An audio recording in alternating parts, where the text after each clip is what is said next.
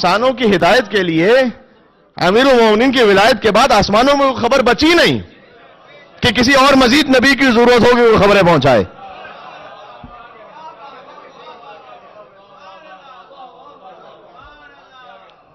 یہاں معاملہ یہ نہیں ہے کہ بس اللہ سبحانہ وتعالیٰ کے میں لفظ استعمال کروں خالی سمجھانے کے لیے ورنہ وقت نہیں ورنہ اس کی تشریح میں جاؤں. اللہ کے لیے لفظ مناسب نہیں ہے کہ میں اللہ کا موڈ فقط اتنا تھا کہ اتنے نبی ہوں اس کے بعد ختم ہو جائے. نہیں نہیں نہیں، یہ تکویناً ایسا ہے، اس کے بعد ہو ہی نہیں سکتا کوئی نبی کیونکہ خبر بچی نہیں ہے. کوئی نبی کہتے خبر پہنچانے والے کو، اسی سے نبا ہے خبر، نبا عظیم، عظیم خبر. ہائے ہائے ہائے، ہے میرے ساتھ آپ یا نہیں ہے؟ جی ذرا ملاحظہ فرمائیے. نظام حیدرآباد دکن، اچھا مجھے سعادت حاصل ہوئی کہ انڈین حیدرآباد وہاں پہ میں پہنچا. الحمدللہ مومنین نے بڑی عزتوں سے بھی نوازا اور مجالس سے خطاب کیا ایک موقع پر. تو وہاں مومنین نے جب بہت سی باتیں وہ بیان کی، ظاہر عزا خانہ زہرا وہاں پر ہے، انتہائی قدیمی عزا خانہ.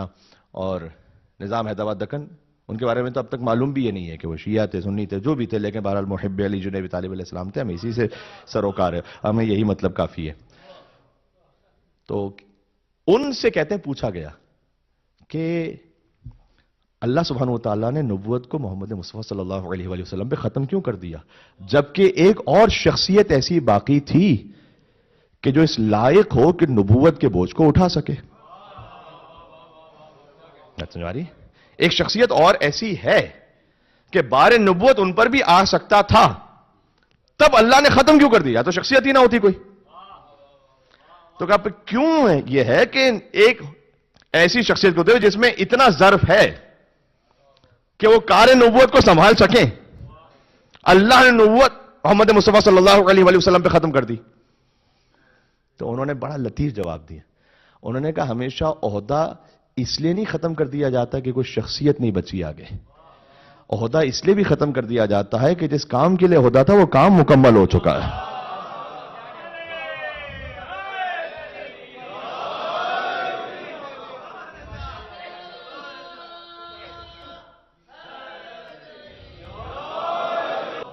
بات تمام ہو رہی مل کے.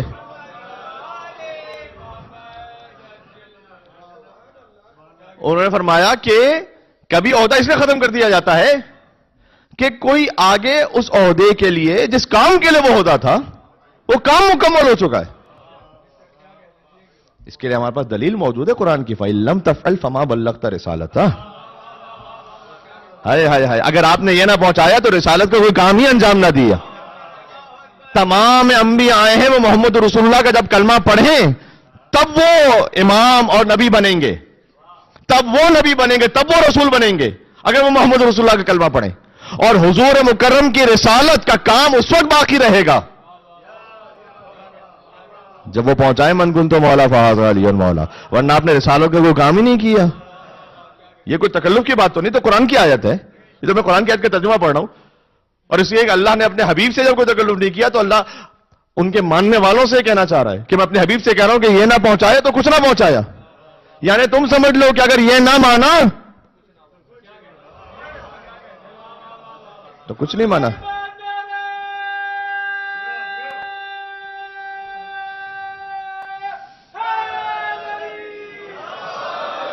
ماننے والے سمجھے کہ یہ نہ مانا تو کچھ نہ مانا، اور پڑھنے والے بھی یہ سمجھے کہ یہ نہ پڑھا تو کچھ نہ پڑھا، اور سننے والے بھی سمجھے کہ یہ نہ سنا تو کچھ نہ سنا.